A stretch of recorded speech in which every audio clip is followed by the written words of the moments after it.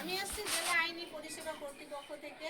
এখানে পারিবারিক সমস্যা, জমি জায়গা নিয়ে ঝামেলা, বা মেয়ে বিয়ে দিয়েছে শ্বশুরবাড়িতে, মেয়ের উপরে অত্যাচার করছে, মেয়ে খরপোশের মামলা করবে, আমার কাছে টাকা নেই, আমি কিভাবে মামলা করব। এগুলোর ক্ষেত্রে যদি আমাদের মাধ্যমে যোগাযোগ করেন তাহলে পরে আপনারা সরকারি উকিল পাবেন বিনা পয়সায়। যতদিন পর্যন্ত না কেসটা সমাধান হচ্ছে আপনারা সম্পূর্ণ বিনা পয়সায় এই পরিষেবাটা পাবেন। বা দীর্ঘ 8-10 বছর ধরে কেসটা চলছে, আমি কেসটা চালাতে পারছি না।